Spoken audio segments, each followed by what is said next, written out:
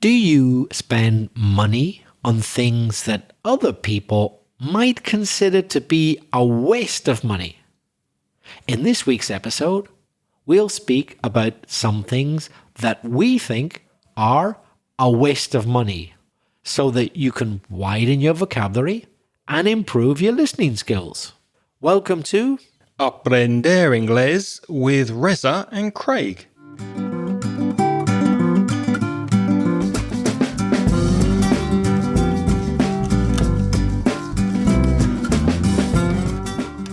Hi, I'm Reza. And my name's Craig. And with more than 50 years of teaching between us, we'll help you improve your English and take it to the next level. So Craig, how are things? How are you doing? I'm doing very well. It's great to be podcasting again with you. How are you? I'm fine, thanks. And I'd like to say a very big welcome to any listeners out there, but particularly new listeners. You're all very, very welcome. Well, before we speak about wasting money and see if we agree on what is a waste of money, we'll listen to a voice message from Nuria from Valencia.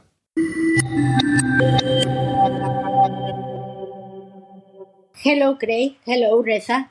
My name is Nuria and I come from Valencia, Spain. I'm 62 years old and English has been my biggest frustration along my whole life. I've studied it a lot, not as any other subject of my degree that I just studied for the exams, but the result has ever been the same. I'm not able to understand and much less of speaking English. For this audio, I've had to write the words slowly, thinking in each one in order to be able to read at them. Understand is less difficult than speak. I can understand the majority of words that you say in your podcast, but I'm not able to understand a film without subtitles, and with them I don't pay attention to the English. I know I need practice, but I don't try because the failure makes me abandon it. I'm sure though that you'll have some advice for me. I don't need to speak English, but I'd like to be able to learn it.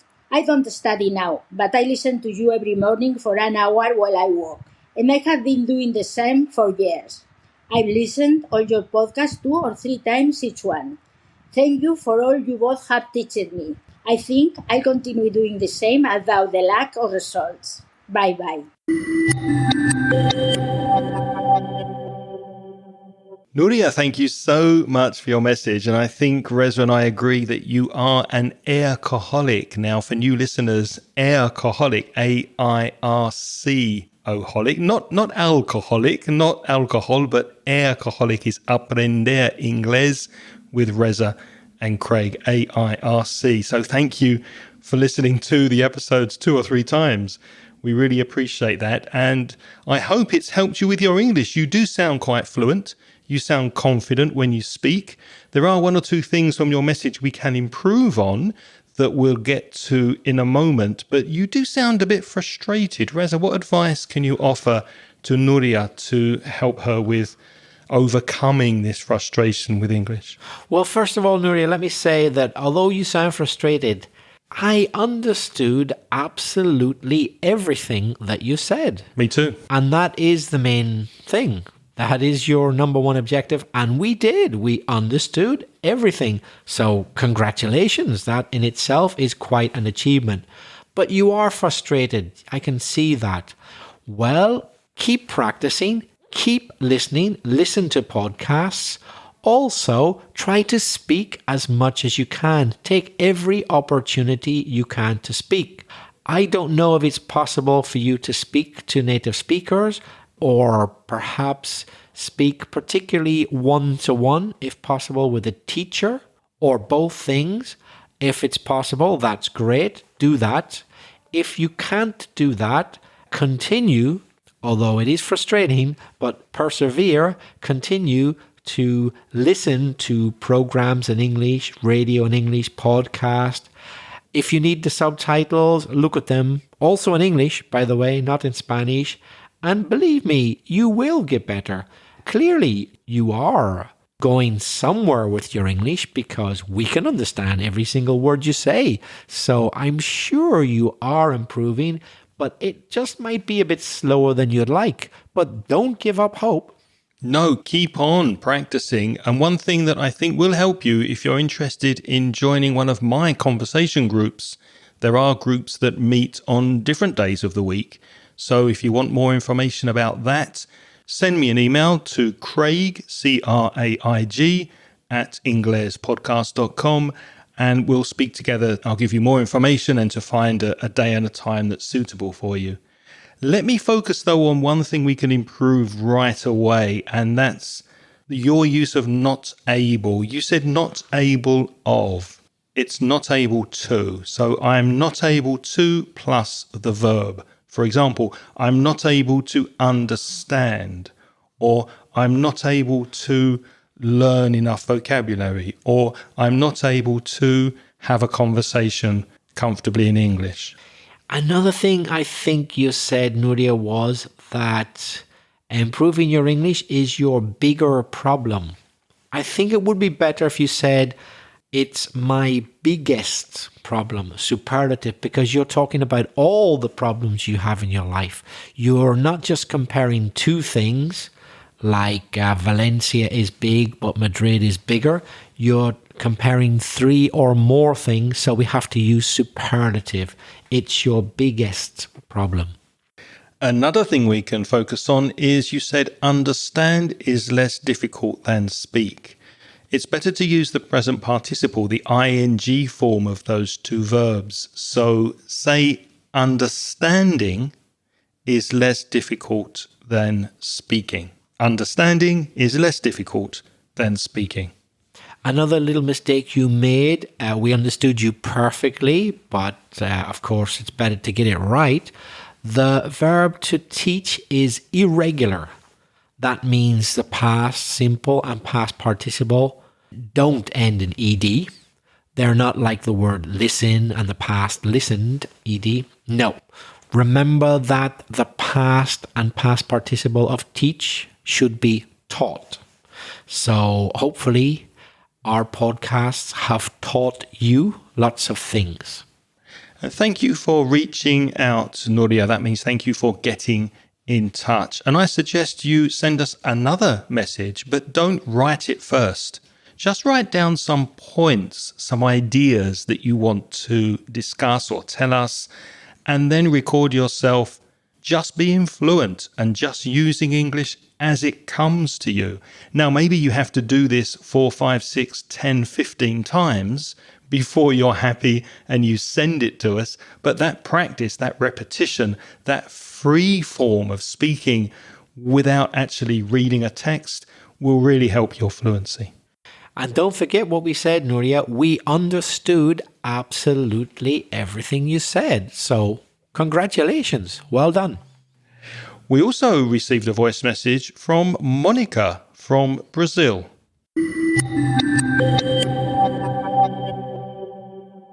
Hello, guys.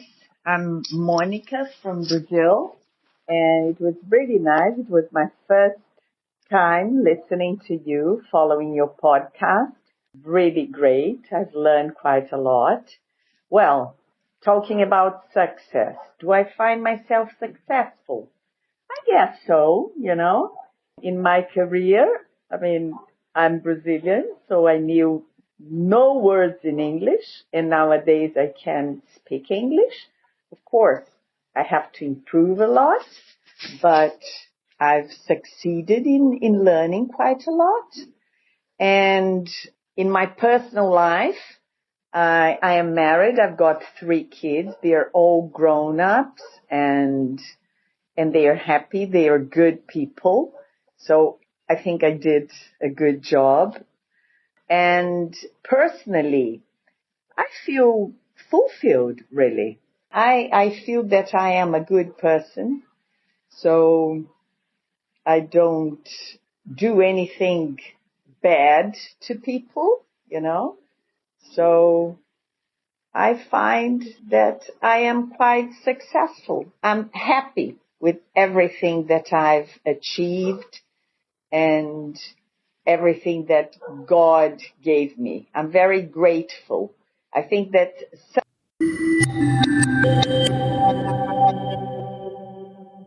Well, unfortunately there, Monica's message got cut off because we do only have 90 seconds on our SpeakPipe service. So if you want to send us a slightly longer message, obviously not half an hour, but maybe 2 or 3 minutes, then you could record it separately and attach it to an email, and we'll give you our email addresses later.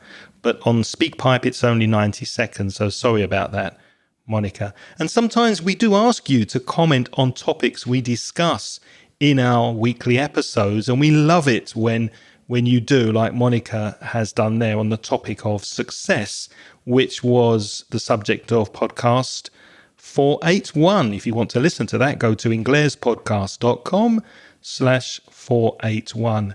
Any comments, Reza, on Monica's lovely message? Only positive comments. As far as I could hear, there were no mistakes at all of grammar, vocabulary, and I would also say pronunciation. Very successful. Very successful. You clearly are a successful person, Monica. That was a really, really good voice message. Very, very good. Apart from your very good pronunciation, I was struck, that means I noticed, some really nice expressions you used. For example, you said, I've succeeded in learning. Very impressed that you got the right preposition. It's to succeed in plus an ing, doing something. Well done. I've succeeded in learning. Well done. That was a very nice expression. You also spoke about how successful you'd been with your family and that your kids are now grown-ups. A nice way of saying adults. They're your children, but they're not under 18 now. They're over 18. They are grown-ups. And another nice word you used was that you feel fulfilled. That's a nice word. When you have achieved and got what you wanted to achieve. You had a lot of really good vocabulary in your message. Yes, you did. And it made me happy, and I smiled when I listened, because I think if you're content, if you're fulfilled, whatever you've done in life, then I think you've been successful. So thank you for your comments on that episode, Monica. And if you feel so moved or motivated, perhaps you can comment on what we say here about wasting money. Now, we have spoken about a similar thing in the past, affordable luxuries. I don't know if you remember, Reza, back in episode 469, we spoke about things that you could do maybe that cost a little bit of money, but they make you feel good about yourself, that they are positive things. But this time we're talking about things that maybe you shouldn't spend money on, or maybe you should. I don't know. I certainly remember recording that episode, Craig. It seems like only yesterday, because episode 469 is not that long ago if you think that now we've done 484 episodes. So that seems really quite recent. I remember it well, yes. But as you said, we're going to put a slightly different angle, a slightly different perspective on this episode. It's things which are possibly a waste of money, which isn't exactly the same as episode 469. But do listen to that episode. It is related to this one. Just follow the link in the show notes. That's inglespodcast.com/484 to see today's show notes. Now, are the following things a good way to spend your money, or are you throwing money down the drain? You might not be familiar with that expression. A drain is where wastewater goes. If you're a Spanish speaker, it's desagüe, and you have one in the sink, for example, in the kitchen, in the bathroom. Also in the street, it's where the rain disappears. That hole in the road is called a drain. And if you throw your money down a drain, obviously you're wasting it. So we can use that expression to speak about money we waste. Here's the first one. Everybody knows, I think it's the same all over the world, that it costs a lot of money to have one of these. A wedding. Yep, costs a lot of money, doesn't it? But exactly. Do you know how much it costs? I have a statistic for you. Okay, for what country? For America, for the US, the average wedding, have a guess. How much do you think the average wedding costs an American in, 2022, last year. Okay, honestly, we haven't prepared this in advance. I have no idea. I'm going to just guess. Let me think. America, 2022. Okay, I'm going to say about, it's going to be a lot in America. There's lots of things. I'm going to say it's about $15,000, something like that. Well, that would be the minimum. That would be the minimum. The average is 22,000 euros, actually, not dollars. I don't know why it's in euros. It's according to Statistica website. And the range is between 12,000 and 32,000 euros for a wedding. Now, that is a really good car or a down payment on a house, isn't it? Yeah. Is that a waste of money? Yeah, I don't know. What does it say about me? I chose the absolute minimum though, as my maximum. What does that say about me? Oh dear. Well, maybe you're a realist. So, Craig, if I ever tell you, hey, I'm getting married, you're invited, you might say, yeah, he's going to spend, what's this guy going to spend his wedding? 12,000? Nah, I won't bother going. Now, you were a guest at my wedding. Did I waste money? It was a frugal wedding, let's say. What does frugal mean? Frugal means that it was the opposite of excessive and elaborate because how many of us were there? Can you remind me? Including me and my wife? 5. So, yeah. Because I needed witnesses, you see. Yeah, so he was only in it for the witnesses. No, that's not true. He just... if I know Craig, it's because he wanted to be discreet and downplay the event. If you downplay something, that means you don't make a big spectacle of it.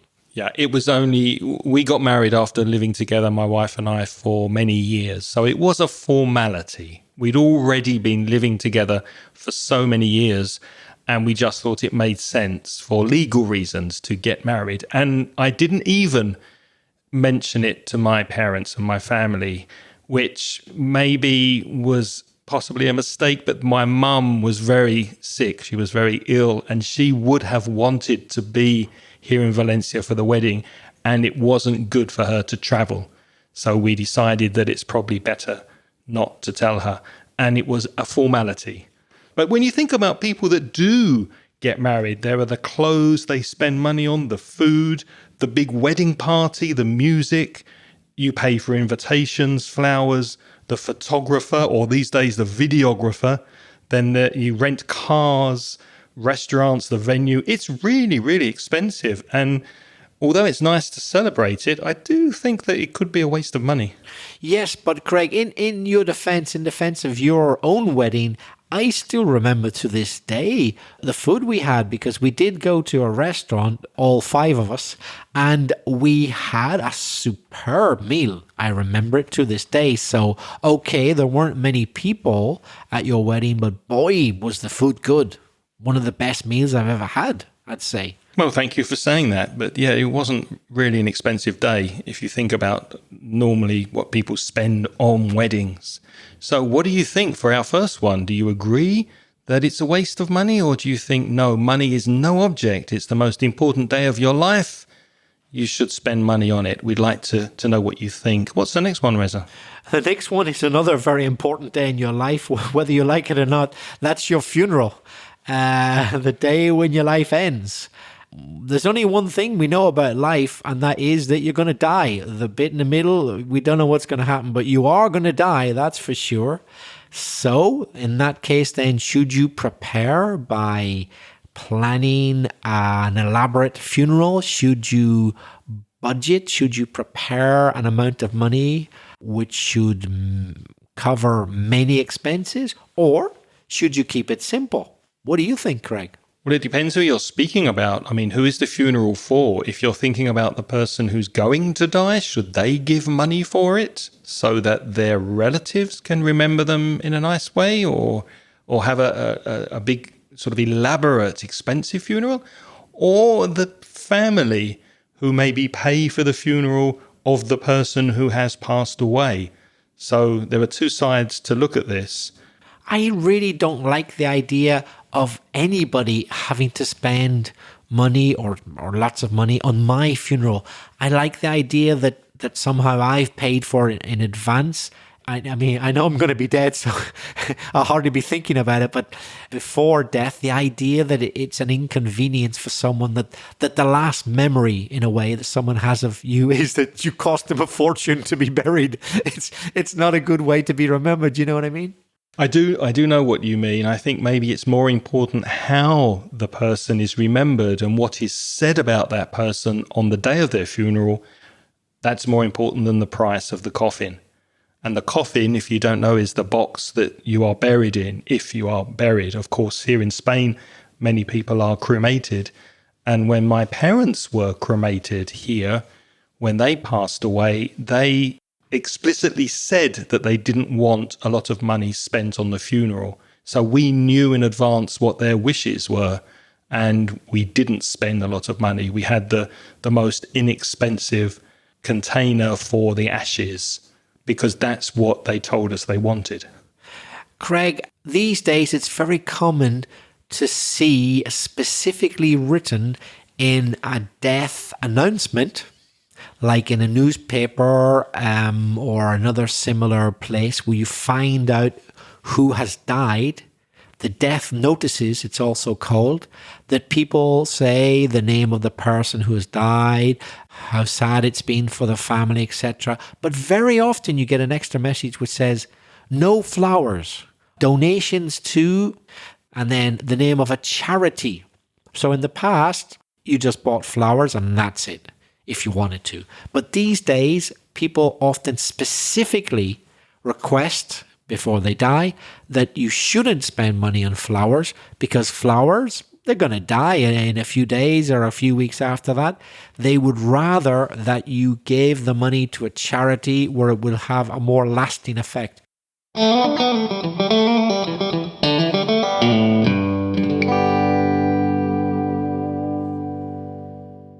Speaking of celebrations, obviously we're not celebrating funerals, but we are celebrating weddings. What about ordering wine and beer in a restaurant? Now, you've probably heard of Warren Buffett, the rich investor, multi-billionaire.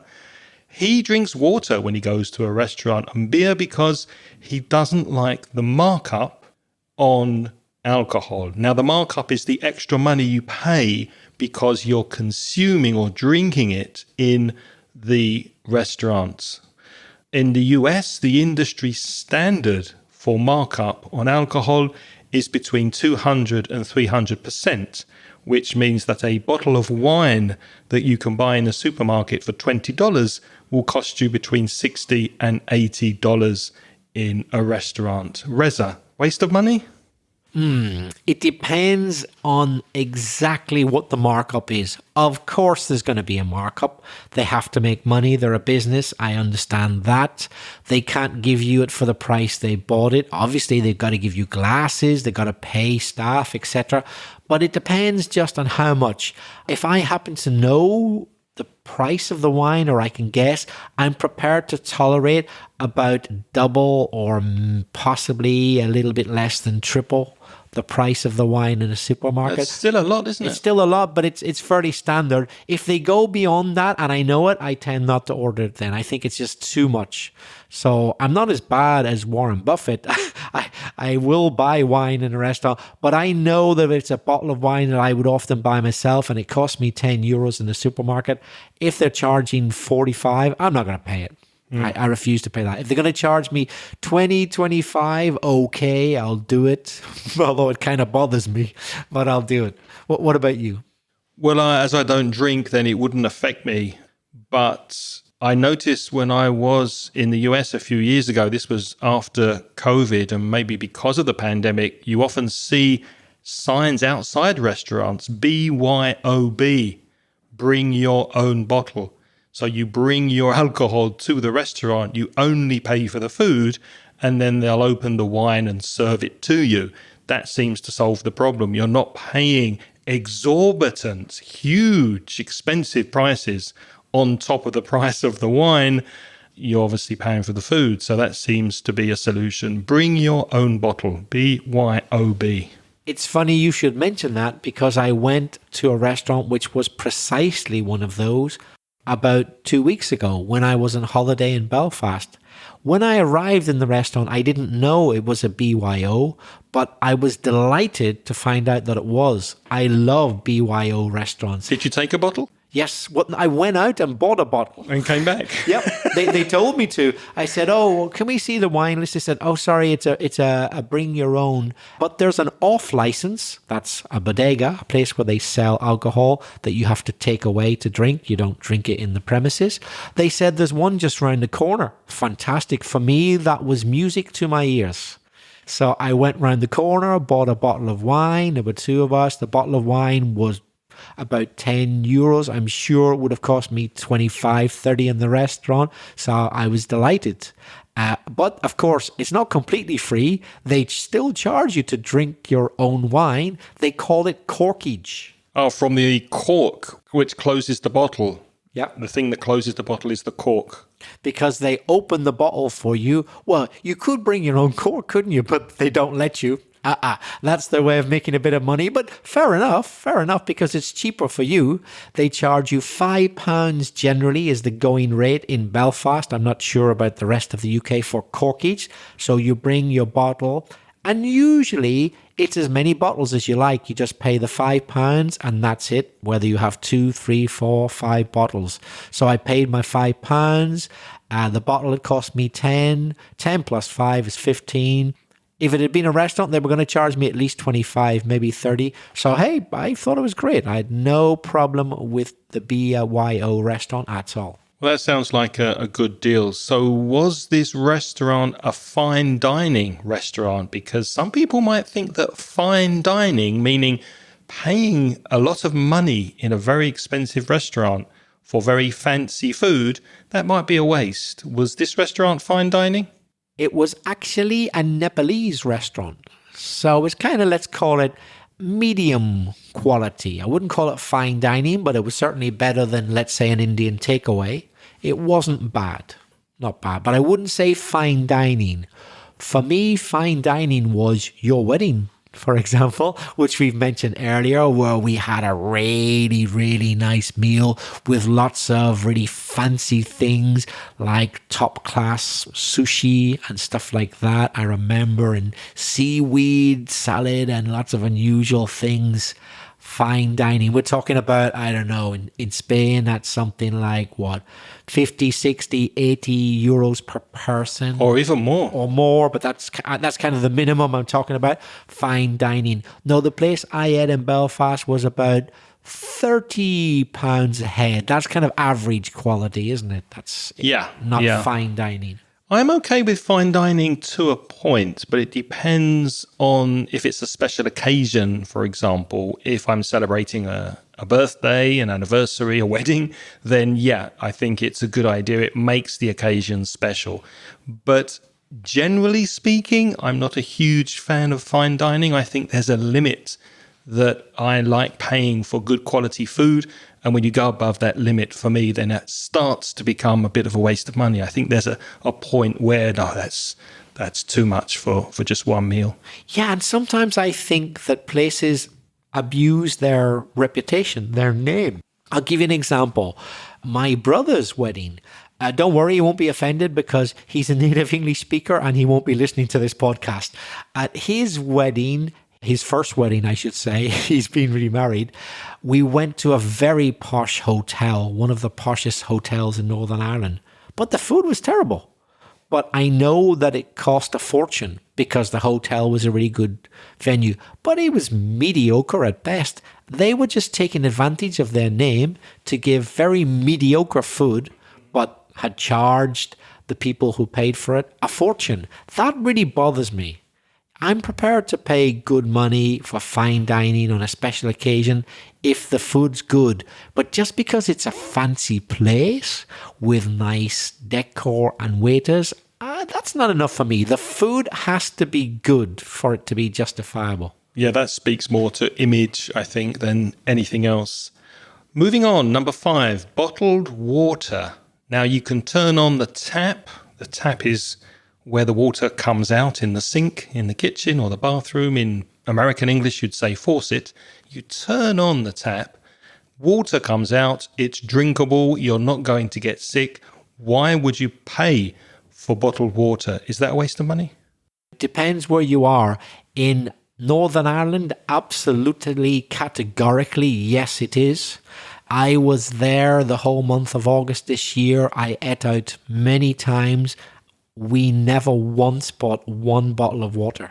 Because it's fine. The waters taste good in Northern Ireland. Perfectly good. It's always raining. You generally don't even have to ask for it. Usually they automatically bring it to the table when you get there with ice and everything in it. But if you ask for it, they bring it, but they don't charge you. What about airports? Oh, the biggest rip-off of all. Waste of money. Rip-off is a waste of money. You're being charged too much for what you're getting. Everybody knows what happens in an airport. We all know. And you only have to go to an airport once in your life to figure it out. This bottle of water, which I know I can buy in Mercadona or my supermarket for 25 cents, or at the really expensive shop, which I sometimes go to, where it costs 80 cents, does it really have to be €3.50 in this airport? Really? What a rip-off. Taking the piss. Now, the next one you added, I think. What's number 6, Reza? Yes, it occurred to me when I was preparing my notes. Expensive jewelry. Because it dawned on me, if something dawns on you, D-A-W-N, dawn, if something dawns on you, that means you hadn't thought about it before, but then suddenly you think about it. Actually, that happened to me this morning. I woke up really early because I wanted to see the sunrise. And I was sitting in the chair and suddenly it dawned on me. Okay, very good. Why is that funny? That's funny because he's talking about the dawn, which is when the day begins. Yeah. So if something dawns on you, you've just started to understand it, just like the day just starts. It's the dawn. The sun comes out and then you realize something. So it dawned on me last night that I never wear and never have worn jewelry. And it's a thing which is absolutely essential, it seems, for some people. I know people who wouldn't dream of leaving the house without jewelry, and yet I've never worn it in my entire life. So the question is then, have you ever bought jewelry for a significant other? And if you have, did you consider it a waste of money? I've done it very, very, very rarely. And reluctantly. Because I do kind of, I'm not going to name any names, but I do consider it a waste of money. But that's probably because I never, ever have been interested in it for myself. But I understand that other people like it. I admit I am reluctant to spend a lot of money on it. What about you? I've been very, very lucky in my relationships. I can't think off the top of my head. Off the top of my head means now at this moment, I can't remember any of my ex-girlfriends being a huge fan of jewelry. If they had been like you, I might have gifted, bought a present for something like a necklace or a bracelet or a ring. But even my wife, when we got married, she did not want a ring. So I didn't buy her one. Yeah, I've been very lucky. None of the girlfriends that I have had relationships with have liked jewelry that much. I must admit, if I wanted to get married, or if I'd planned to get married, and my fiancée, that's the person that you've agreed to marry, said that she wanted an expensive ring, that wouldn't bother me at all. That means it wouldn't be any trouble for me. I would pay for that within reason. I mean, you have to take into account your earnings. I wouldn't spend so much money that I would have to sell my house or something like that, but I would be prepared to spend a lot of money on that for symbolic reasons. But here's the bad news.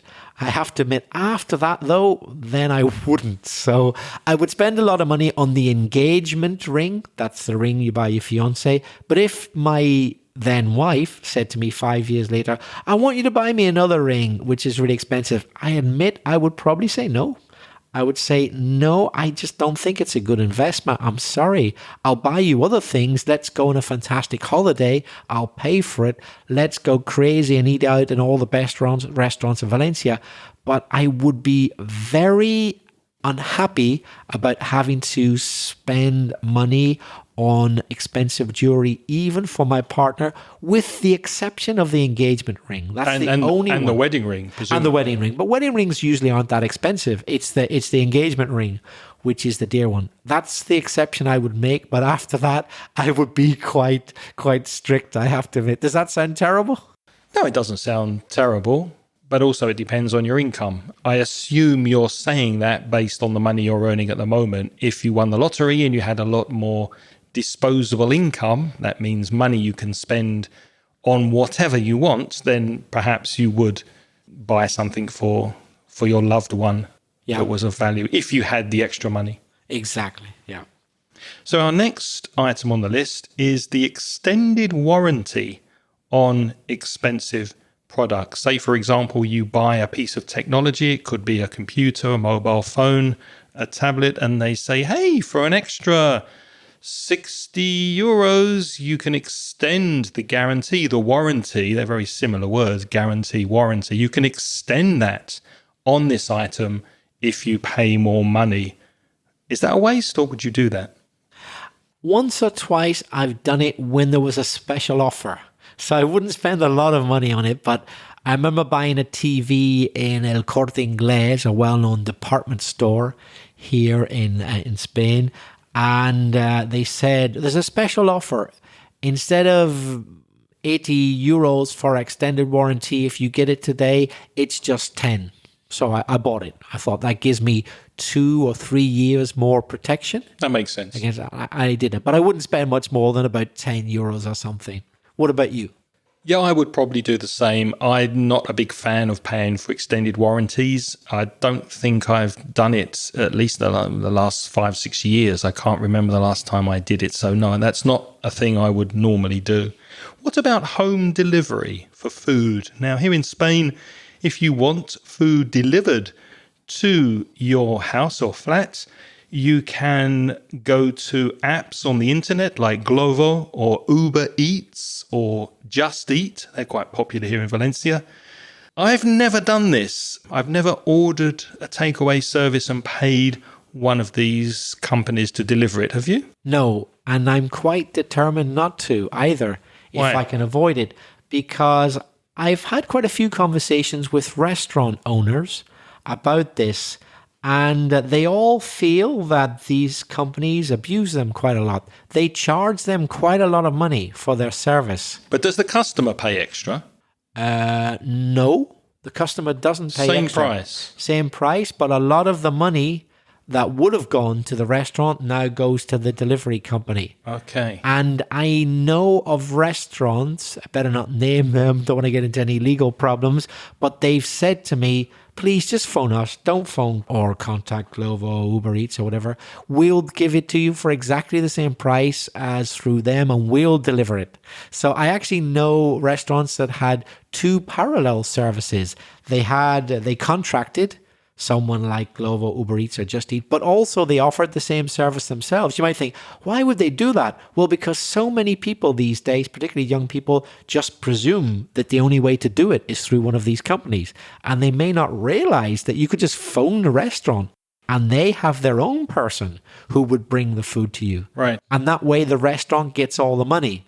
But I know of cases where the restaurant owner said to me, yeah, we hate these guys. Please just order through us and we'll do it. Yeah. Interesting. The next one is plumbers, electricians, painters, car mechanics, manual labourers, the kind of people that probably will still have jobs when AI is taking jobs from office workers and knowledge workers. So people who do things for you in your home, do you think it's a waste of money? Because you could go to YouTube, you could learn DIY, which stands for do it yourself. You could learn to fix the toilet or rewire your flat, put new lights up yourself. Why would you pay somebody to do it? Well, it depends on your knowledge. If you know how to do something, but you really do know how to do it, yeah, go ahead, do it. Why would you pay someone if you can do it just as well?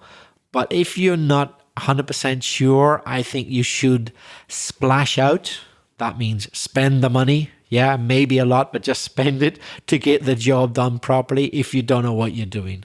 What do you think? No, I agree 100%. I'm not very good at those kind of things, and it would take me a long time to learn how to do it, and I wouldn't feel very confident doing things that important, like playing with water or electricity in my house. That could be quite dangerous.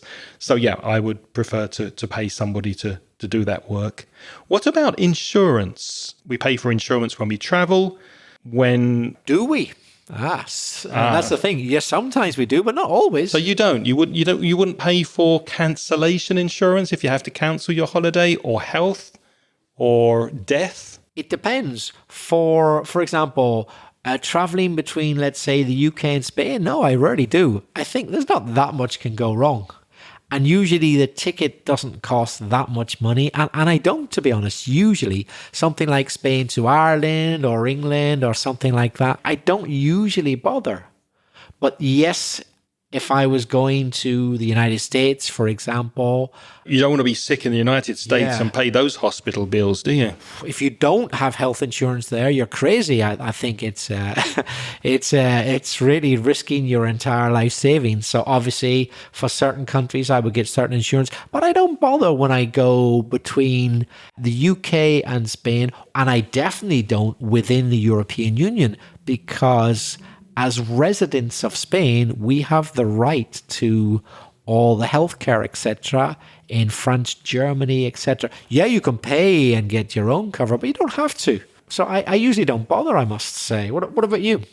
Actually, come to think of it, which means now you mention it, now you speak about it, no, if it's a short flight in Europe, then no, I probably wouldn't get insurance. But a long haul flight, a long haul means traveling a long distance, especially to countries like the US that have really, really expensive medical bills, then yes, I would definitely get not only health insurance, but probably lost luggage insurance and cancellation insurance in case something happens, because the flights are quite expensive.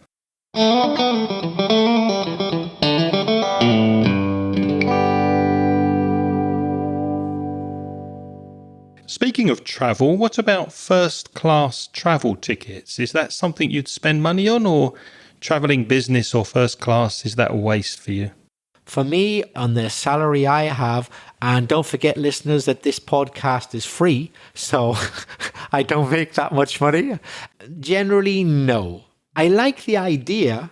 If I had the money, I would spend it sometimes on first class travel, but in reality, I never do. What about you? Exactly the same. I would love to travel business class, but unfortunately, the difference between a standard seat on a plane and business or first class is just too much. Generally speaking, if there's a special offer or there isn't much difference, then perhaps I would.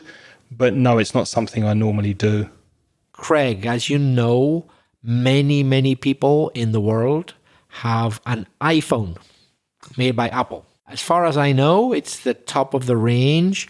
That means it's the best of certainly the common brands that I know. There may be others, but they're not very well known.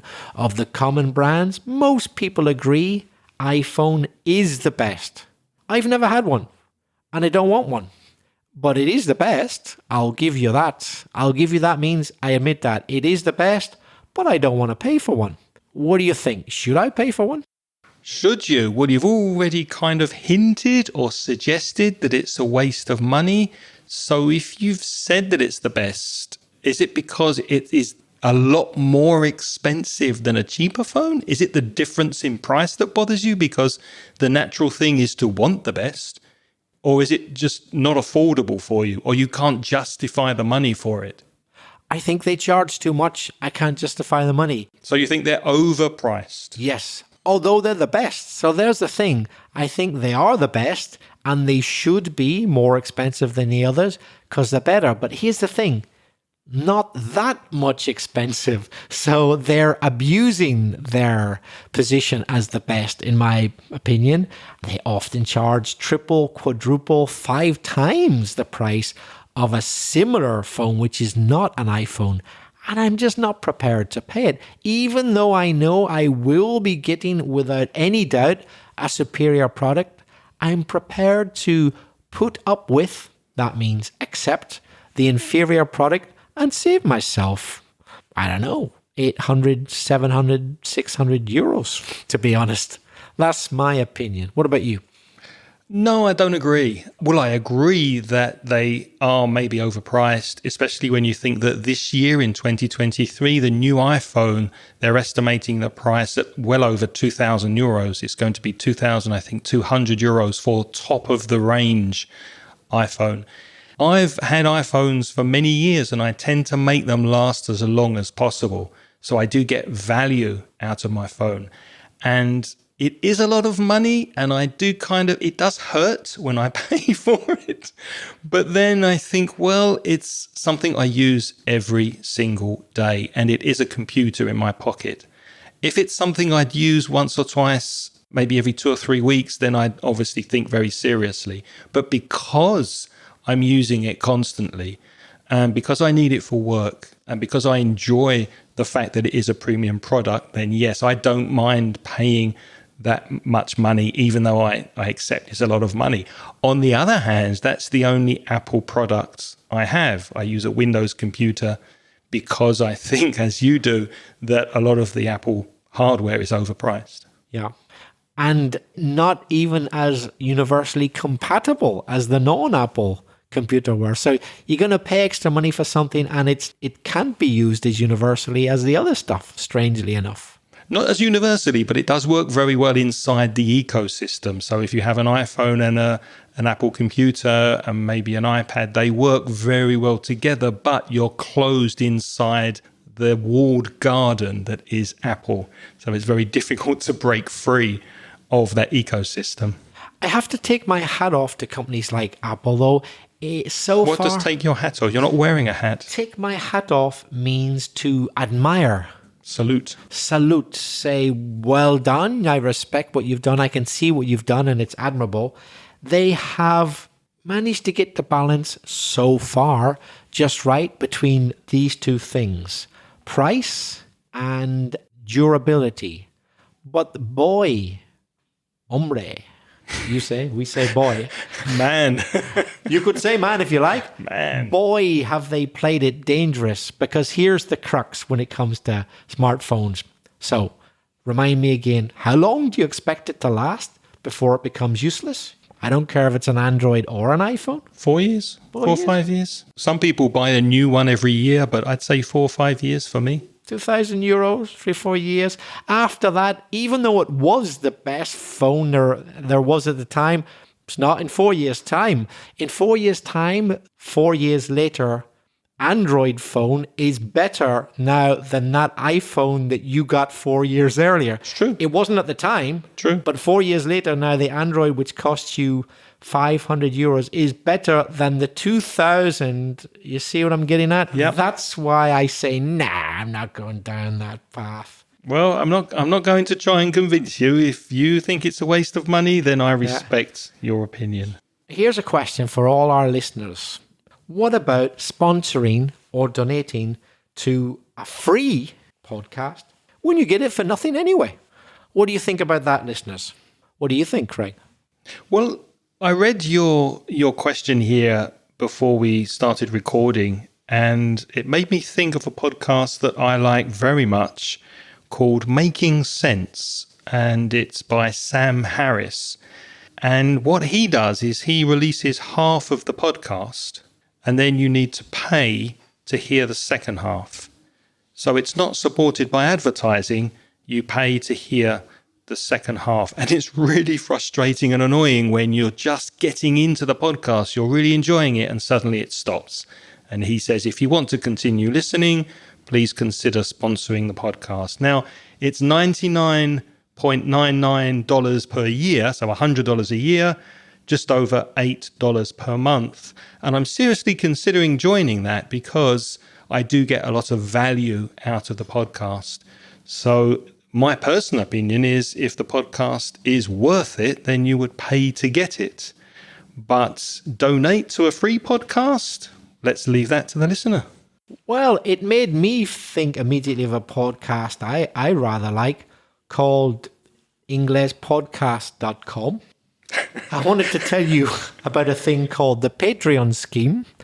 Patreon, listeners, for as little as $1.50 per month. If you donate to this free podcast, which you're going to get free anyway, if you donate as little as $1.50 a month, we will be very thankful. And to show our appreciation, we will give you access to audio transcriptions of this podcast. So you see, you do get something in the way of thanks for the donation. If you're interested in donating money to a podcast you're going to get free anyway, have a look at the link in the show notes. It's patreon.com/inglespodcast.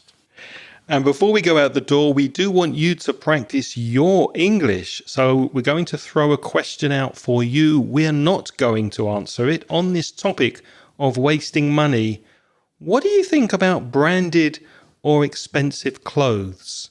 For example, you can buy clothes by Nike or maybe Nike, I don't know how you pronounce that, or Giorgio Armani, Polo, Lacoste, some very expensive branded clothes. Would you pay for the name? Would you pay for a German product because it has a particular reputation, like Mercedes, for example? We'd love to hear your opinion on that. And you can contact us by sending a voice message to speakpipe.com.